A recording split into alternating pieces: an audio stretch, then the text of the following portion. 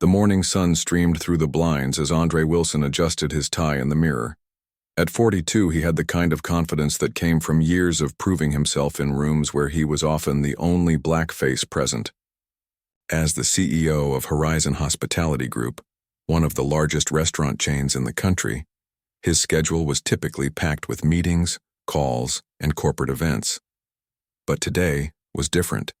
Today, he had decided to do something he hadn't done in years. "Are you sure about this?" his wife called from the kitchen. "You have that budget meeting at 3.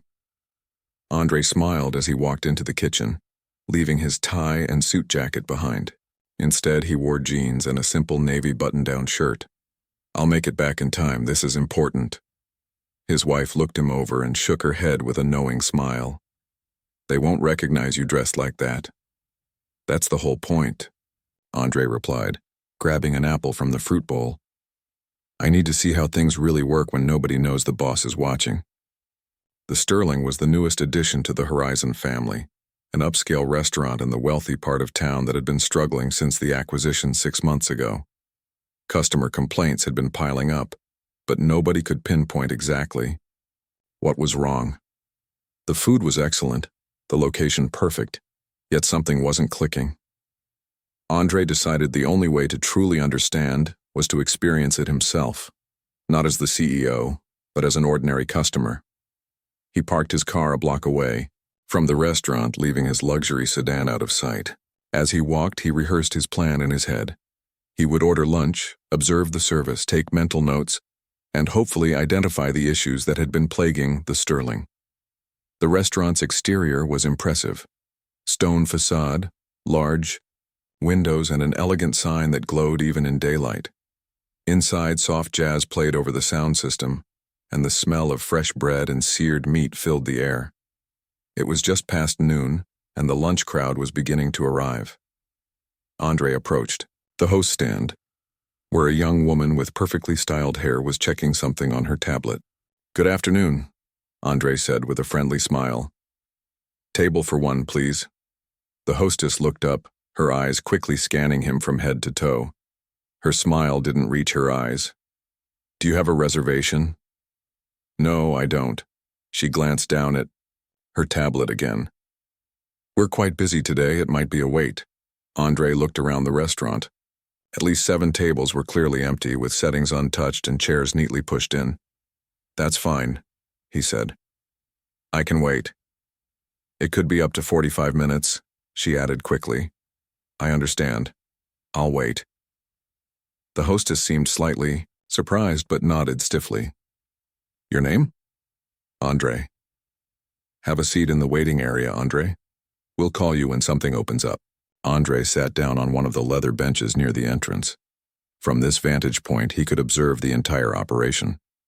The waitstaff moved efficiently between tables, but he noticed something odd. Within 10 minutes of his arrival, 3 different parties came in. All were well-dressed, all without reservations, and all were seated immediately. The first was an older white couple who arrived just minutes after Andre.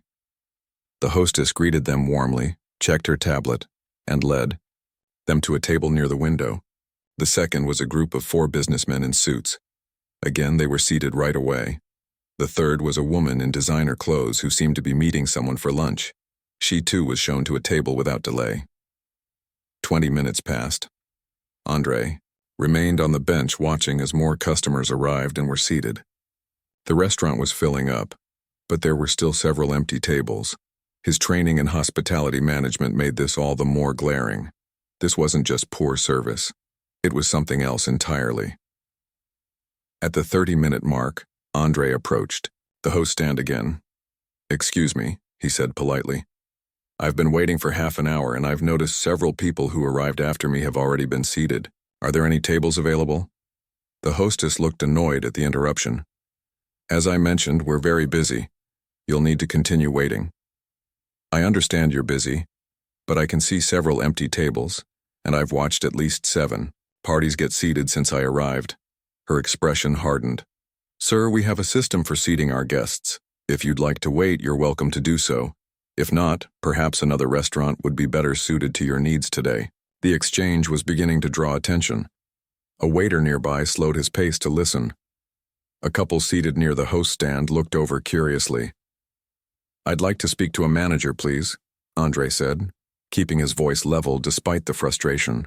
Building inside him, the hostess picked up a phone and spoke quietly into it. A few moments later, a man in his 30s with slicked back hair and a crisp white shirt appeared. His name tag read Thomas Manager. "Is there a problem here?" Thomas asked, his voice carrying a false note of concern. Andre explained the situation, calmly. "I've been waiting for 30 minutes while watching other guests get seated immediately. I'm just trying to understand why." The manager glanced at the hostess, who gave him a look that Andre couldn't quite interpret. Then Thomas turned back to Andre with a tight smile. "Sir, our seating policy takes many factors into account. We have regulars, preferred customers, and specific table assignments based on party size and expected dining duration." "I understand that," Andre replied. "But I'm alone, which should make me easy to seat, and there are several empty two-tops available right now." Thomas's smile faded. "Look, the Sterling caters to a certain clientele. We have standards and expectations for our guests. Perhaps you'd be more comfortable somewhere else." The implication hung in the air, heavy and unmistakable. Andre felt a familiar tightening in his chest, the same feeling he'd experienced countless times throughout his life and career. The feeling of being judged not by his character or actions but by the color of his skin.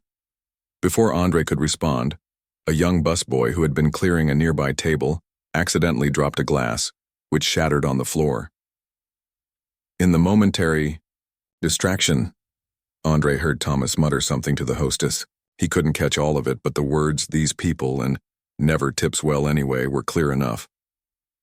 Thomas turned back to Andre, placing a hand on his shoulder to guide him toward the door. "I'm sorry we couldn't accommodate you today. Perhaps try again another time with a reservation." Andre allowed himself to be led toward the exit, his mind racing. As CEO of Horizon, he had implemented strict policies against discrimination of any kind. He had given speeches about inclusion and diversity. He had believed his company culture reflected those values. Yet here he was, being pushed out of his own restaurant because he didn't fit someone's idea of the right kind of customer. At the door, Thomas gave him a business card. "Call ahead next time," he said with finality. Andre took the card silently and stepped outside into the warm afternoon sun. For a moment he stood there processing what had just happened. Then he pulled out his phone and dialed a number. "Hey, it's me," he said when his executive assistant answered. "I need you to send me the complete staff list for the Sterling location, everyone who's working today, and get me the regional manager on the line." He walked to his car, his casual clothes now feeling like a disguise that had revealed far too much truth. As CEO, he had the power to address what had happened, not just for himself but for anyone else who might have been treated the same way. 1 hour, he said to himself as he started the car. In 1 hour, they'll learn exactly who they just turned away. What had started as a simple visit to check on customer service had uncovered something far more troubling. But Andre Wilson hadn't become the CEO of a national restaurant chain by backing down from challenges. He straightened his shoulders and made another call. This wasn't just about one bad experience anymore. This was about standing up for what was right and making sure the Sterling and every restaurant in his company truly lived up to the values he believed in. Andre sat in his car, his hands gripping the steering wheel tightly. The air conditioning blasted cold air against his face, but it did little to cool the heat rising inside him. He took several deep breaths, trying to process what had just happened at the Sterling. For a moment, he considered just driving away. He had experienced this kind of treatment before, too many times to count. Each instance left the same bitter taste in his mouth, the same familiar mixture of anger, disappointment, and resignation. But this time was different. This time he owned the place. His phone buzzed with an incoming email. His assistant had sent the staff roster for the Sterling's lunch shift. Andre scrolled through the names. Thomas Reynolds, manager. Allison Parker, host. Several servers, bartenders, line cooks, and kitchen staff. 15 people in total were working that afternoon. Another call came in. It was Diane, his regional manager. "Andre, is everything okay? Your assistant said it was urgent." "I just had an interesting experience at the Sterling," Andre replied, keeping his voice level. "I went in for lunch dressed casually. No one knew who I was." "Okay." Diane sounded confused. "I waited for 30 minutes while watching other customers get seated immediately. When I asked about it, I was told they have standards for their clientele and was escorted out. I also overheard some comments that made it clear why I wasn't welcome." There was a long pause on the other end of the line. "You're saying they turned you away because I'm black," Andre finished. "Yes, that's exactly what I'm saying." Another pause. Then Diane's voice came back, tight with anger. "I'll be there in 20 minutes. "No," Andre said firmly. "I want you to wait. I'm going to handle this personally. Can you meet me at the office in half an hour? I need to put together a plan." "Of course." Andre ended the call and sat for another moment, thinking. Then he drove to the Horizon corporate offices. He had built this company from the ground up, starting with a single-family restaurant 15 years ago. Now with 38 locations across the state, Horizon Hospitality Group was his life's work. He had always insisted on a company culture of respect and inclusion. To discover this kind of behavior in one of his restaurants felt like a personal betrayal.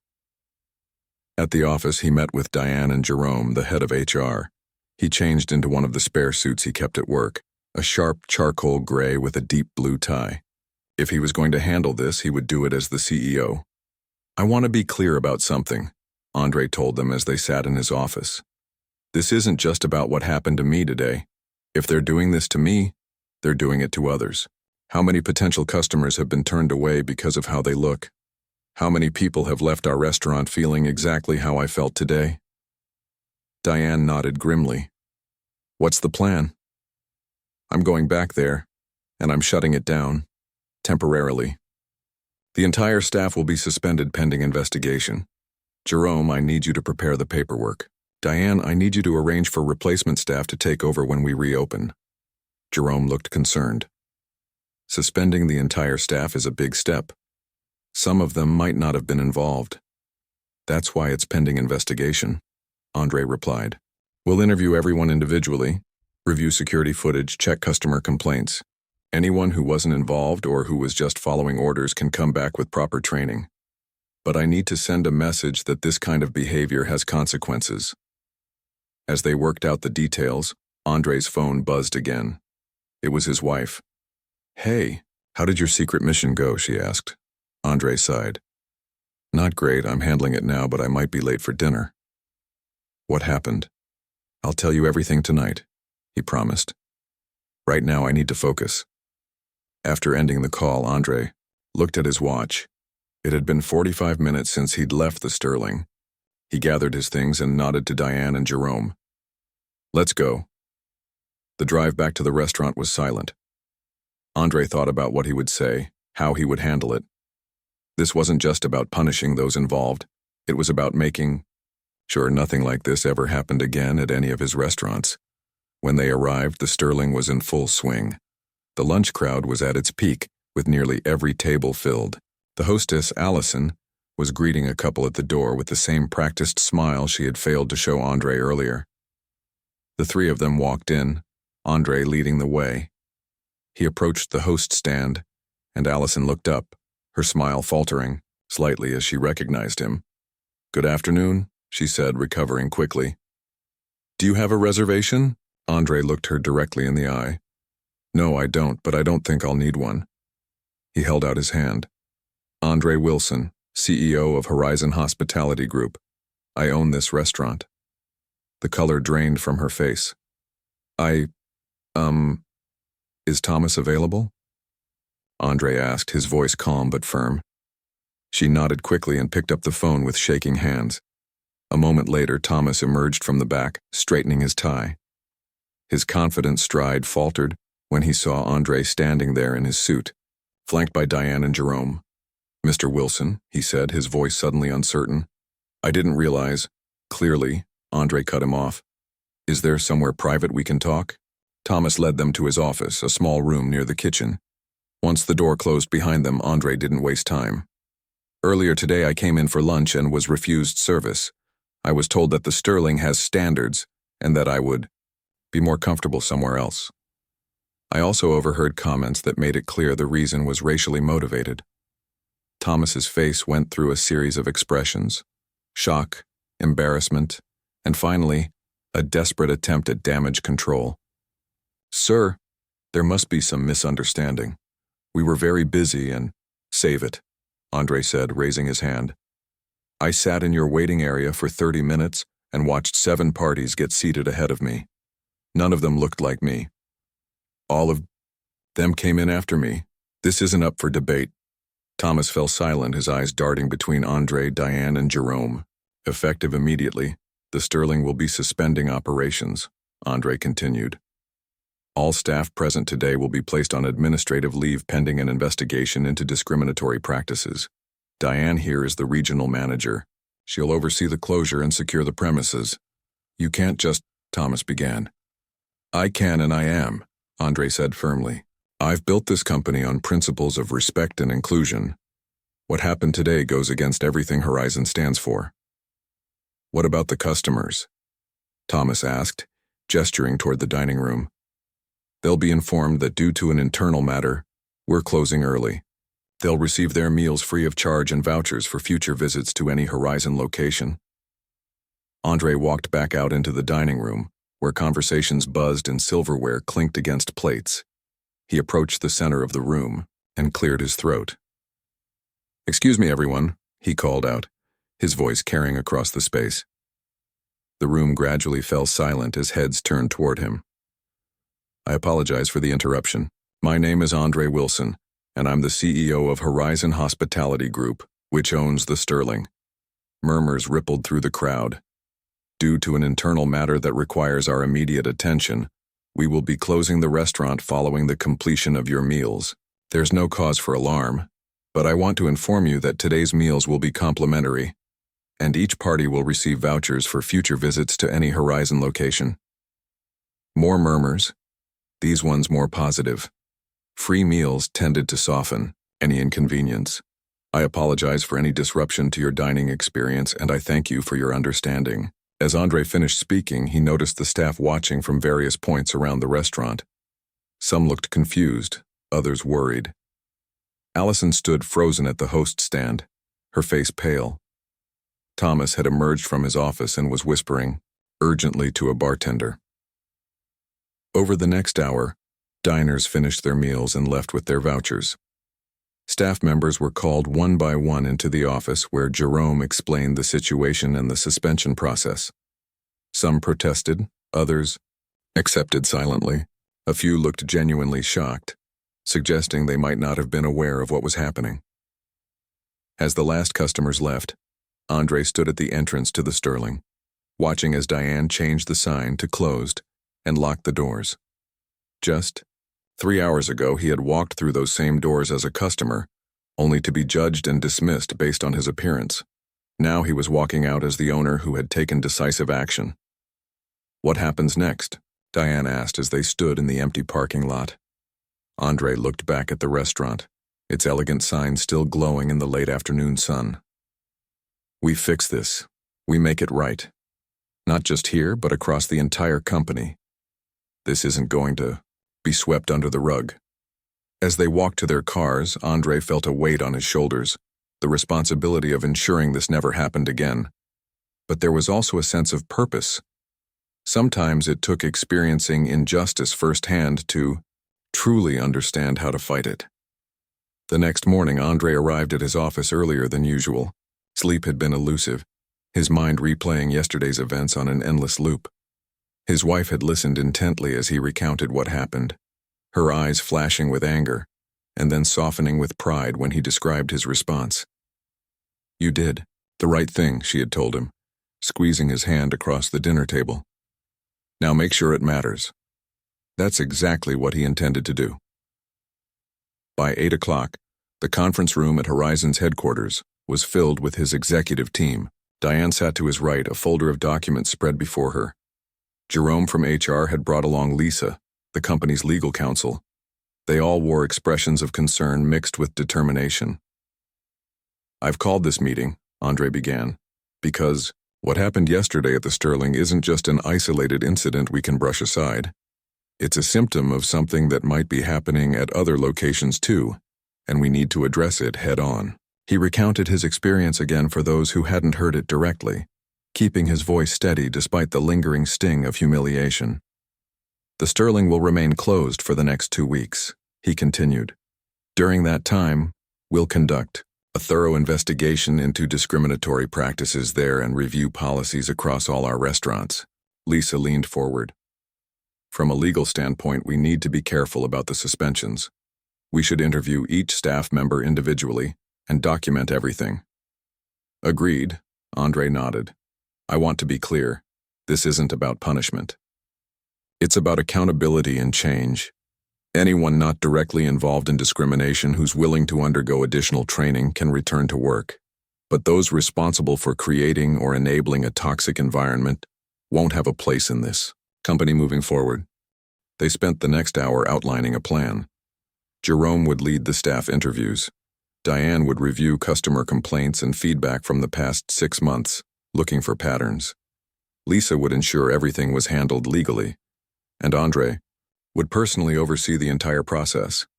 "One more thing," Andre said as the meeting wound down. "I want to implement a secret shopper program across all our locations.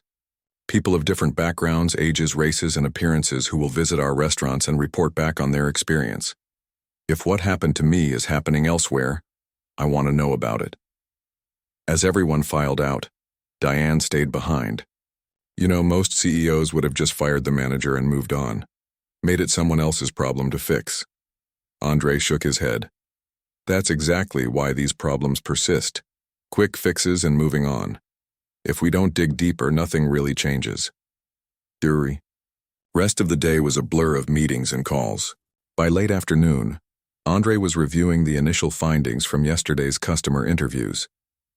Several guests who had been at the Sterling during the incident had contacted Horizon after learning what happened, offering their observations.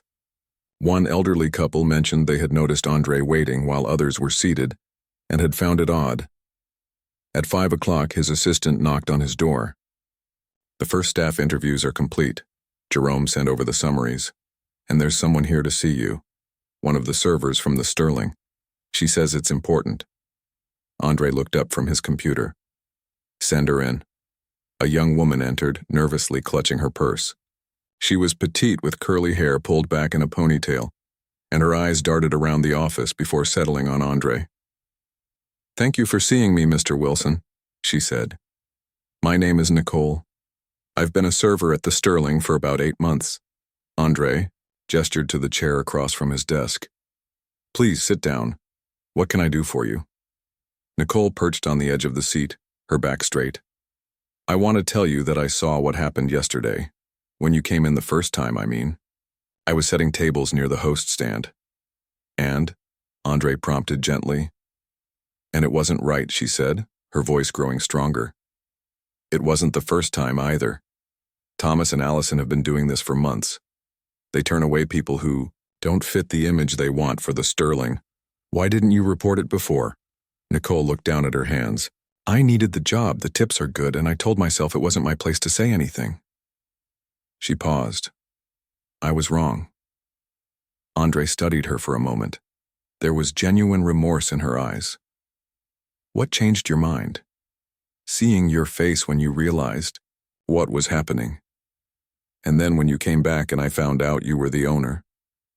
She shook her head. "I couldn't stay quiet anymore." "Do you have specific examples?" Andre asked. "Anything that might help our investigation?" Nicole nodded and reached into her purse, pulling out a small notebook. "I started keeping notes about 2 months ago. Dates, times, descriptions of people who were turned away or treated poorly. I wasn't sure what I was going to do with it, but it felt wrong not to at least document it." Andre took the notebook, flipping through pages of neat handwriting. Entries described couples being told the wait would be over an hour, while others were seated immediately. Families being placed near the kitchen despite empty tables by the windows. comments made by staff when certain customers were out of earshot. "This is," Andre began, then stopped, unsure of what to say. "Horrible," Nicole finished for him. "I know, and I let it happen. I'm not here asking for special treatment or to keep my job. I just thought you should have this information." Andre closed the notebook and handed it back to her. "Actually, I'd like to make a copy of this if you don't mind. It could be very helpful." After Nicole left, Andre sat at his desk, thinking.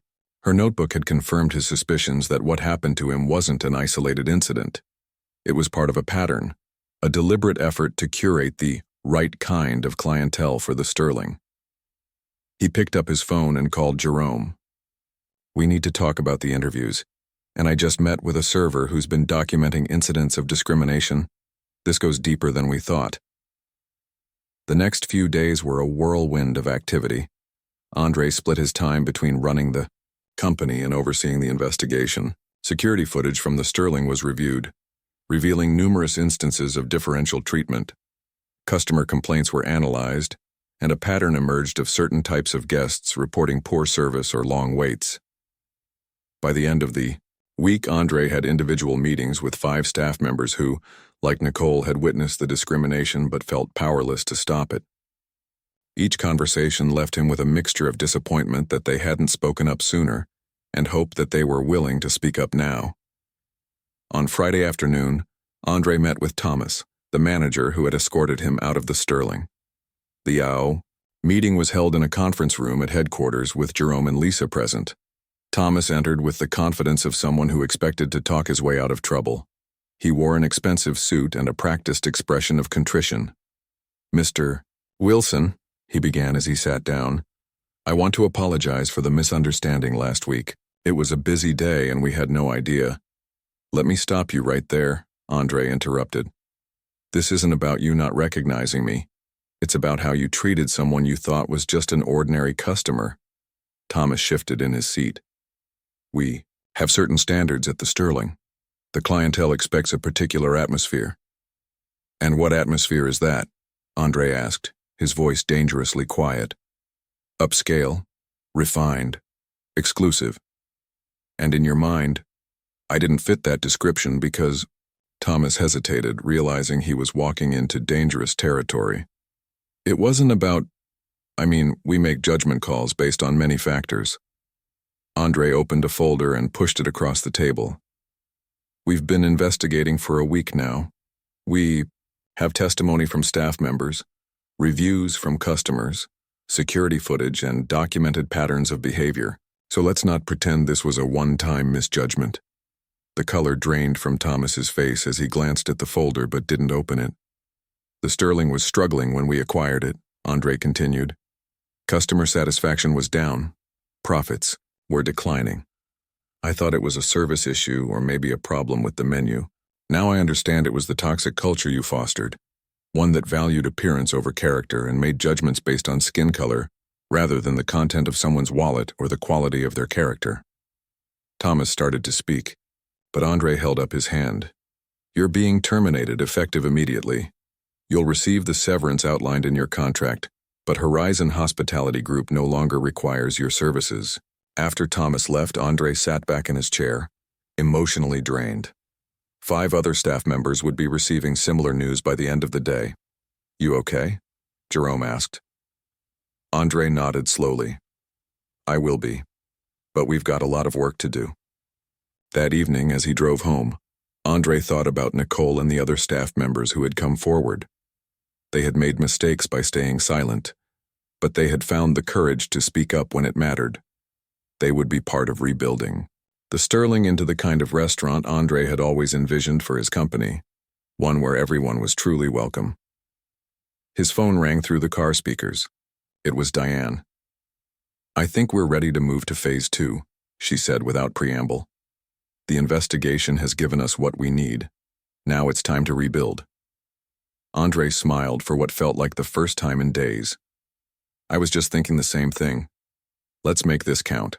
2 weeks after closing the Sterling, Andre stood in the empty restaurant surveying the space with fresh eyes.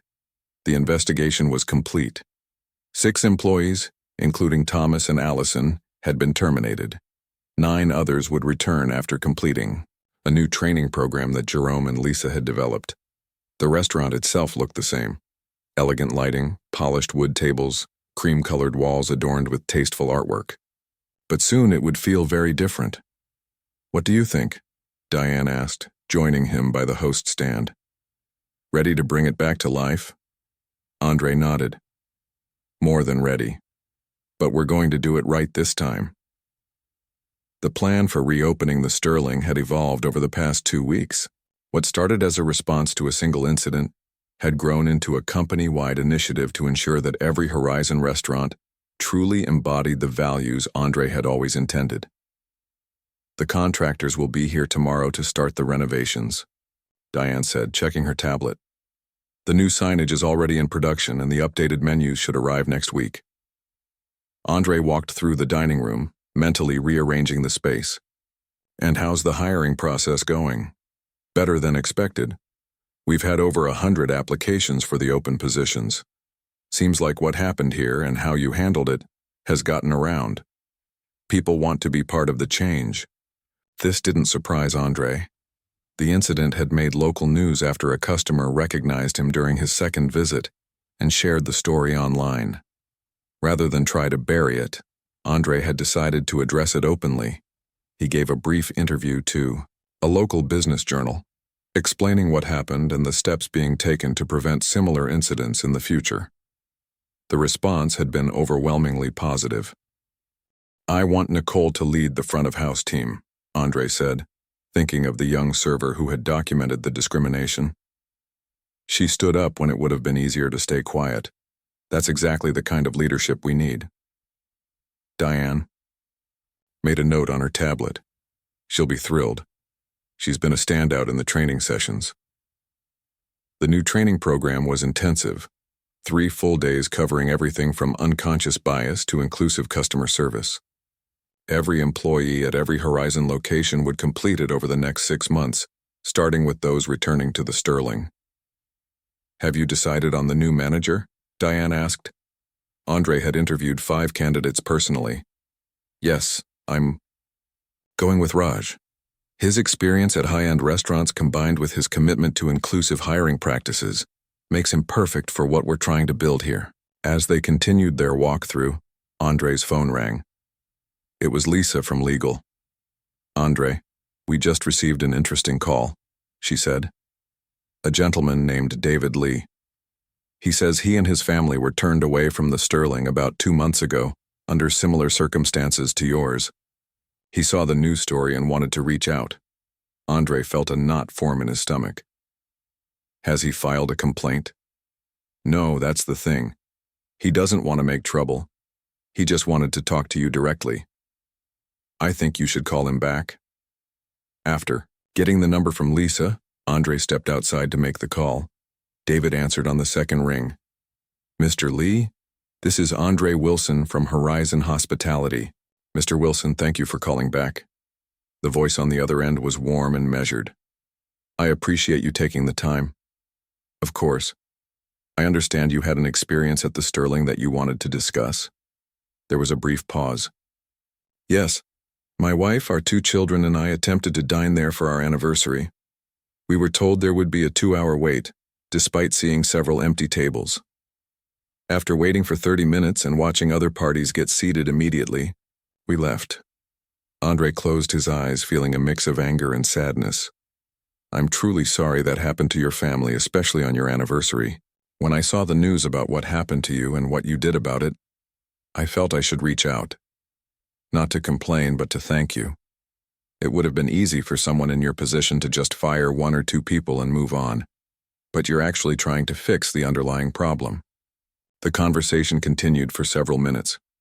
David, an engineer at a local tech company, spoke thoughtfully about his own experiences with discrimination and the impact it had on his children. By the end of the call, Andre had invited him and his family to be guests of honor at the Sterling's reopening event. Back inside, Andre shared the conversation with Diane. "This is why what we're doing matters. It's not just about one bad experience, mine or anyone else's. It's about making sure no one feels unwelcome in our restaurants again." The next 3 weeks were a flurry of activity.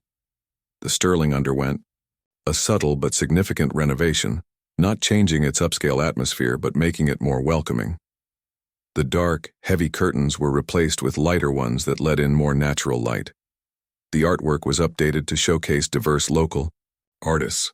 Even the menu was refreshed, maintaining favorite dishes while adding new options that reflected a broader range of culinary influences. Andre was hands-on throughout the process. He personally reviewed applications for the new positions, sat in on training sessions, and met regularly with Raj to ensure they shared the same vision for the Sterling's future. One afternoon, Andre arrived to find Nicole organizing the new host stand. She had accepted the position of front-of-house manager with a mixture of surprise and determination. "How's it coming along?" Andre asked, looking around at the nearly complete renovations. "Really well," Nicole replied with a smile that reached her eyes. "It feels different already, like the air is lighter somehow." Andre nodded. He felt it too, a sense of purpose and renewal that went beyond the fresh paint and new furnishings. "I wanted to show you something," Nicole said, leading him to a small table near the entrance. On it sat a leather-bound book open to the first page. "It's a guest book. I thought we could invite our customers to share their experiences, good or bad. Complete transparency." Andre ran his hand over the blank pages. "I love this idea. It sends exactly the right message." The day before the reopening, Andre called an all-staff meeting at the Sterling. 25 employees gathered in the dining room, 9 who had returned after training, and 16 new hires. They represented a diverse cross-section of the community, varying in age, background, and experience. "Tomorrow," Andre began, standing before them, "we're not just reopening a restaurant, we're making a statement about who we are and what we stand for. Every person who walks through those doors deserves to be treated with dignity and respect, regardless of what they look like, what they're wearing, or where they come from." He looked around the room, making eye contact with each person. "What happened here wasn't acceptable, but how we respond to it defines us.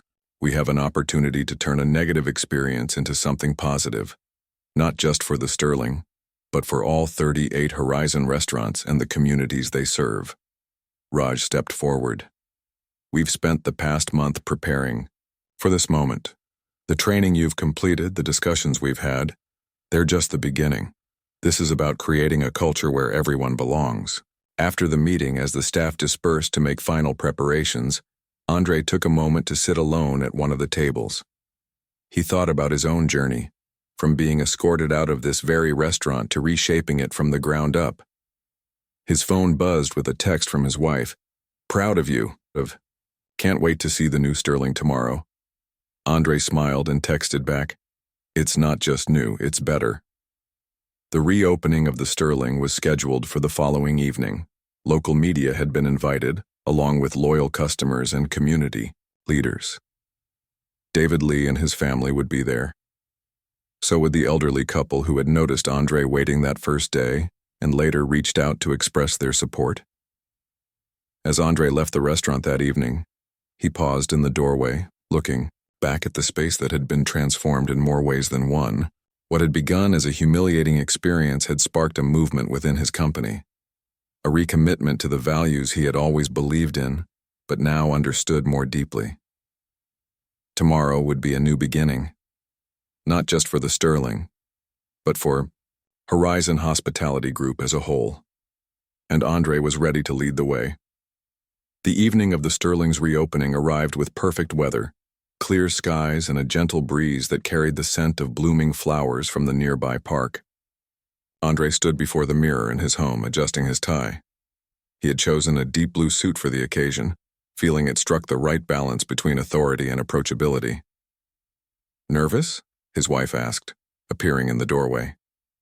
She looked stunning in a simple black dress, her natural hair styled elegantly. "A little," Andre admitted. "This has become bigger than I expected." She crossed the room and straightened his already perfect tie. "That's because it matters. What you did, it's the kind of leadership people are hungry for. Someone who doesn't just talk about values but lives them, even when it's hard." Andre nodded, grateful for her unwavering support over the past month. I just hope the changes stick, not just at the Sterling, but across the company. They will, she said with confidence, because you're not letting this be a one-time response to a problem. You're creating a new normal. When they arrived at the Sterling, a small crowd had already gathered outside. Local news vans were parked across the street, and photographers snapped pictures as Andre and his wife approached. The new sign above the entrance gleamed in the early evening light. While the restaurant's name remained the same, the tagline beneath it was new: "Where everyone belongs." Raj greeted them at the door, looking sharp in his suit and radiating calm confidence. "Everything's ready, sir. The staff is excited, the kitchen is prepped, and we've got a full house booked for tonight." Inside, the Sterling had been transformed. The renovations were subtle but significant. Lighter colors, more open space, artwork from local artists of various backgrounds. The lighting was warm and inviting, casting a golden glow over the polished surfaces. The overall effect was one of elegant inclusivity, maintaining the upscale atmosphere while making it welcoming to all. Nicole stood at the host stand, greeting early arrivals with genuine warmth. When she saw Andre, she hurried over. "We've already had people signing the guest book," she said excitedly. "And David Lee and his family just arrived. I've seated them at our best table by the window." Andre thanked her and made his way through the restaurant, stopping to chat with staff members and early guests. The energy in the room was palpable, a sense of anticipation and renewal that went beyond a typical restaurant opening. At 7 o'clock, with the Sterling filled to capacity, Andre tapped a spoon against his water glass. The room gradually fell silent as all eyes turned to him. "Good evening, everyone," he began, his voice carrying through the space. "Thank you all for being here tonight to celebrate the reopening of the Sterling. Some of you may know the story that led to this moment. A month ago, I walked into this restaurant as a customer and was turned away because of how I looked." A murmur rippled through the crowd. It would have been easy to get angry, to fire a few people and move on.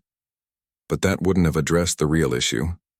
So instead, we took a hard look at not just what happened that day, but the culture that allowed it to happen. Andre gestured around the room. "What you see tonight is the result of that reflection. The Sterling has always been a place for fine dining, and that hasn't changed. What has changed is our commitment to ensuring that everyone who walks through those doors is treated with dignity and respect." He paused, looking around at the diverse faces watching him. "I want to recognize a few people who were instrumental in making this happen. Diane, our regional manager who helped implement our new training program. Jerome and Lisa from our corporate team who developed policies to ensure this never happens again. Raj, our new manager, who embodies the values we stand for. And Nicole, who had the courage to speak up when it would have been easier to stay silent." Each person nodded as their name was called, receiving warm applause from the room.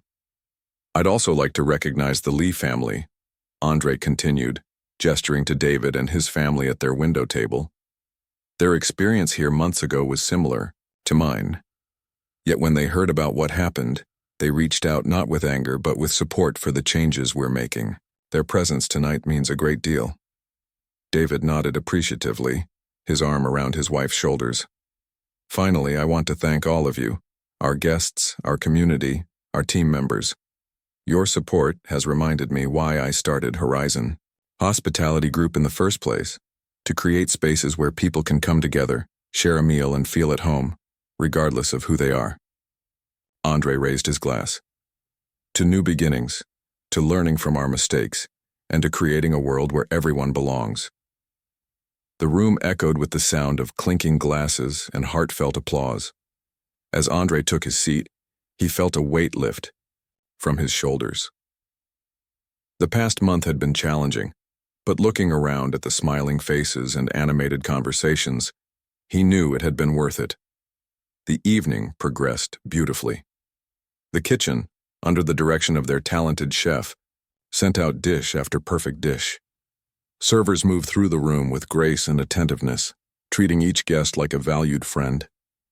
Andre made a point of visiting every table, listening to feedback and sharing the vision for the Sterling's future. Near the end of the night, he found himself chatting with an elderly couple who had been regular customers for years. "We've been coming here since it opened," the woman said, her eyes bright. "And I must say it's never felt as wonderful as it does tonight." Her husband nodded in agreement. "What you did took courage. Standing up for what's right isn't always easy, especially in business, but it's necessary." As the last guests began to leave, Andre noticed a young black couple hesitating by the door. He approached them with a warm smile. "Did you enjoy your evening?" he asked. The man nodded. "Very much. The food was incredible, and the service was even better." He paused, then added, "We've driven by this place many times but never came in. It didn't seem, well, we weren't sure if we'd be welcome." "And now?" Andre asked gently. The woman smiled. "Now we'll definitely be back. It feels different here. You can sense it the moment you walk in." After they left, Andre stood in the center of the nearly empty restaurant, taking in the scene. Staff members were clearing tables, chatting and laughing together. Raj was reviewing the night's performance with Nicole, both looking pleased with how things had gone. Through the windows, he could see people still lingering outside, reading the new sign and peering in curiously. His wife appeared at his side, slipping her hand into his. "Penny, for your thoughts?" "I'm thinking about that first day," Andre replied. "Standing outside after being turned away, feeling angry and humiliated. I never imagined it would lead to this." "You turned something painful into something powerful," she said. "That's what real leadership looks like." The following week, Andre called a company-wide meeting at Horizon's headquarters. Representatives from all 38 restaurants gathered in the large conference room, curious about the announcement that had brought them together. Andre stood before them, feeling both humble and proud. "A month ago, I experienced something at one of our restaurants that changed my perspective on our company. Today, I want to share what we've learned and the changes we're implementing across Horizon." He outlined the new initiatives, the training program that every employee would complete, the secret shopper program that would ensure consistent service for all guests, the revised hiring practices that prioritize diverse candidates for leadership positions, and the community outreach efforts that would connect each restaurant more deeply with the neighborhoods they served. "The Sterling has become our model," Andre explained. "Since reopening last week, customer satisfaction scores have increased by 30%. Reservations are up. Staff morale is at an all-time high. It's proof that doing the right thing isn't just morally correct. It's good business." Questions followed, some practical, others philosophical. Andre answered them all with honesty and insight, drawing on the lessons of the past month. As the meeting concluded, a restaurant manager from one of their smaller locations raised her hand. "I just want to say thank you," she said, her voice slightly shaky with emotion. "I've worked in restaurants for 15 years and I've seen the kind of behavior you're addressing more times than I can count. Most owners look the other way. The fact that you didn't, that you made it a priority, means everything to those of us who have been on the receiving end of discrimination." Her words hung in the air, powerful in their simplicity and truth. Andre thanked her, too moved to say more. 6 months after that fateful day at the Sterling, Andre sat in his office reviewing the quarterly reports. The numbers told a compelling story. Increased revenue across all locations, improved employee retention, and glowing customer reviews that specifically mentioned the welcoming atmosphere at Horizon restaurants. But the most meaningful change couldn't be captured in spreadsheets or graphs. It was in the stories Andre heard from customers and staff, stories of people who felt truly welcome, perhaps for the first time, in an upscale dining environment. Stories of employees who took pride in working for a company that stood for something more than profit. Andre's personal experience of discrimination had sparked a transformation that rippled far beyond one restaurant or one company. It had become a case study in responsive leadership, featured in business journals and discussed in MBA programs. As he closed the reports and prepared to head home, Andre reflected on how a single hour, from being expelled from the Sterling to deciding to suspend the entire staff, had changed the trajectory of his company and in many ways his life. That day had reminded him why his work mattered and recommitted him to the values he had always believed in but now understood more deeply. Sometimes, he realized, the most powerful response to injustice isn't just anger or retribution, it's transformation. And that was a lesson worth sharing with the world.